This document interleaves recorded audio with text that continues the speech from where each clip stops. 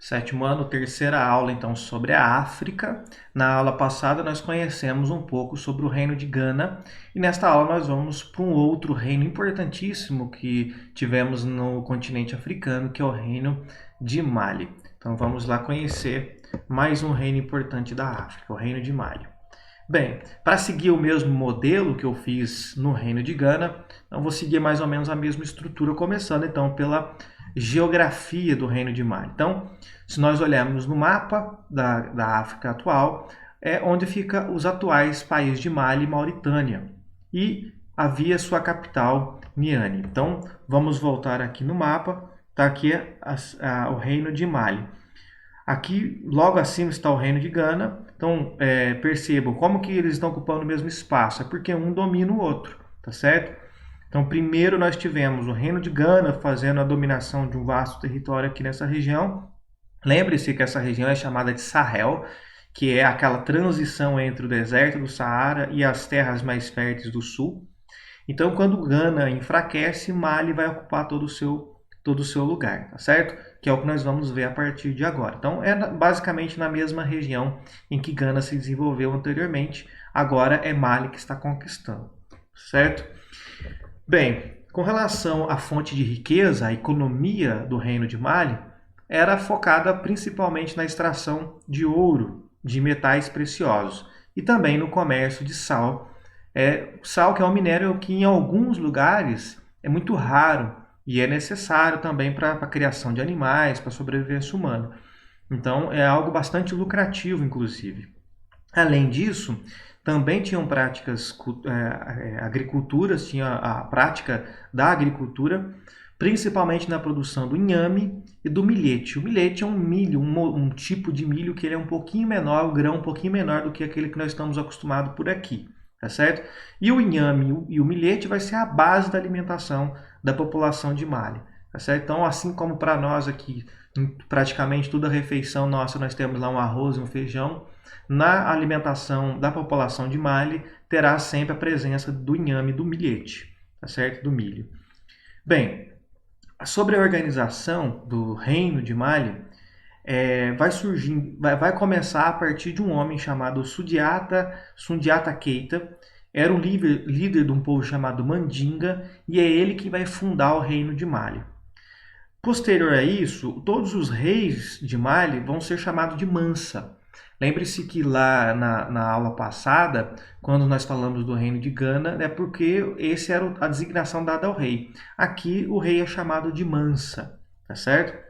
Bem, lá no século XI, com a chegada dos árabes na região norte da África, o Mansa, o rei de Mali, acabou se convertendo ao Islã. Mas o resto da população continuou animista. Nós também vimos na aula passada que os animistas acreditam que tudo que existe foi criado por um único ser, há apenas um criador, e que tudo tem um espírito, seja aquilo que é animado ou inanimado. Então a população continua com esta crença. Já o Mansa, partiu para o islamismo. E a partir daí, todos os outros reis serão sempre islâmicos e com o passar do tempo a própria população também vai se converter ao islamismo. Lembrando que o Islã não tinha aquela mentalidade que os cristãos tinham de forçar as pessoas a se converter à religião. Então o islâmico acreditava que as pessoas tinham que vir de forma voluntária, tá certo? Por isso que a população continua animista e não sofreu nenhuma pressão para se transformar para se converter ao Islã. Quando nós chegamos no século XIV, o rei de Mali, o Mansa, era chamado de Kango Musa. E como ele também era islâmico, ele foi então realizar a sua peregrinação para Meca. Você se lembra quando nós estudamos a religião islâmica no sexto ano, que uma das coisas que todo islâmico deve fazer, caso tenha oportunidade, é fazer uma peregrinação para a cidade de Meca, lá na Península Arábica. E como o Kango Musa é rico, é claro que ele tinha condições de fazer a peregrinação e resolver fazer a peregrinação. Acontece que ele não foi sozinho. O Mansa levou 60 mil pessoas com ele, além de muito ouro.